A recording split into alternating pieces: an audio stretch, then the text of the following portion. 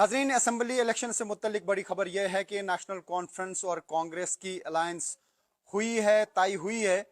और अब जिस तरीके से अभी प्रेस कॉन्फ्रेंस दी डॉक्टर फारूक अब्दुल्ला ने कांग्रेस के लीडरों के साथ मिलके, उसके मुताबिक मैं डिटेल्स आपको देना चाहूँगा। कुल जो यहाँ पे सीट्स हैं जम्मू कश्मीर में वो 90 है। 90 में से अब 51 पे कॉन्टेस्ट करेगा नेशनल कॉन्फ्रेंस, यानी 90 में से 51 मिली है नेशनल कॉन्फ्रेंस को और 32 मिली है कांग्रेस को, एक मिली है सीपीआईएम को और एक पैंथर्स पार्टी को अलायंस के तहत। तो ये कहा जा सकता है कि अब ये 4 पार्टियों का अलायंस है, नेशनल कॉन्फ्रेंस, कांग्रेस, सीपीआईएम और पैंथर्स पार्टी।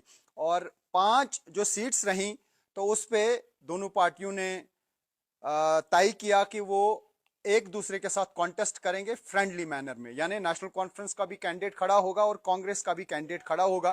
क्योंकि इन 5 सीटों पे काफी तजाद था, उसमें यह भी समझा जा रहा है, हालांकि डिस्क्लोज नहीं किया गया कौन सी 5 सीट्स हैं। उस में एक सीट जो है वो बनिहाल की भी है, क्योंकि वकार रसूल वानी चाह रहे थे कि वो वहां से कॉन्टेस्ट करें, लेकिन नेशनल कॉन्फ्रेंस चाह रही थी कि उसके कैंडिडेट को वो सीट मिले। तो काफी और जगहों पे भी इसी तरीके से कॉन्फ्लिक्ट था।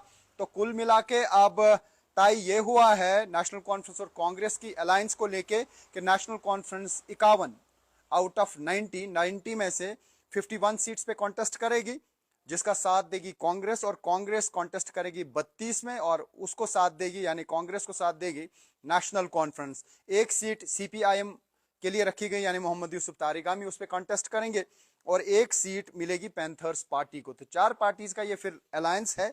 हालांकि इसमें पैंथर्स पार्टी एक छोटी पार्टी है जम्मू कश्मीर की, लेकिन सीपीआईएम जो है वो नेशनल पार्टी है और मोहम्मद यूसुफ तारिगामी कई बार जीत चुके हैं। तो फिलहाल ये थी खबर अलायंस से मुतल्लिक, क्योंकि लगातार अलायंस की खबरें चर्चा में थी और आज ये अलायंस फाइनल हो गई।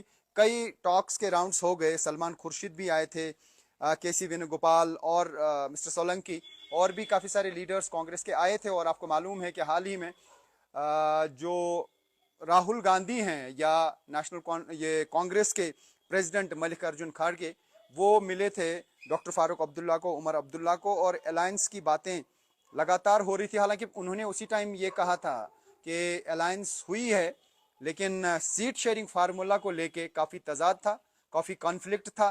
तो फाइनली आज दोनों पार्टीज के लीडर्स ने प्रेस कॉन्फ्रेंस की और प्रेस कॉन्फ्रेंस में ये डिटेल्स उन्होंने दी कि अब नेशनल कॉन्फ्रेंस 51 सीट्स पे कॉन्टेस्ट करेगी, यानी लाइन्स शेयर जो है वो नेशनल कॉन्फ्रेंस को मिला है।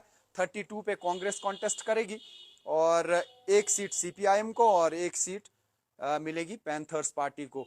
तो ऐसे में क्या लग रहा है आपको इस अलायंस से मुतल्लिक? और आपको मैं बता दूं कि आज बीजेपी ने सुबह एक लिस्ट जारी किया था कैंडिडेट्स का, उसमें 44 कैंडिडेट थे और उसके फौरन बाद उस लिस्ट को विड्रॉ किया गया। दूसरा लिस्ट दिया गया 15 कैंडिडेट्स का, क्योंकि ऐसा समझा जा रहा है कि जम्मू में काफ़ी रिजेंटमेंट थी और उसमें बाद में बीजेपी ने अपनी वेबसाइट से भी वो पहला लिस्ट हटा दिया, दूसरा लिस्ट अपलोड किया गया, उसमें 15 कैंडिडेट्स का नाम था और उसके बाद एक और लिस्ट आ गया, उसमें एक कैंडिडेट का नाम आया था, यानी 16 कैंडिडेट्स को उन्होंने मैदान में फिलहाल उतारा है फर्स्ट फेज के लिए। और जो उन्होंने स्टार कैंपेनर्स का लिस्ट जारी किया है उसमें प्राइम मिनिस्टर नरेंद्र मोदी का भी नाम है और अमित शाह का नाम है, जेपी नड्डा का नाम है, राजनाथ सिंह का नाम है, डॉक्टर जितेंद्र सिंह का नाम है, योगी आदित्यनाथ का भी नाम है। हो सकता है कि वो जम्मू में कैंपेनिंग करेंगे। अब देखना होगा कि क्या प्राइम मिनिस्टर नरेंद्र मोदी कश्मीर में भी कुछ जलसे करेंगे, ये आने वाला वक्त बताएगा। लेकिन फिलहाल सियासी दंगल शुरू हुई है और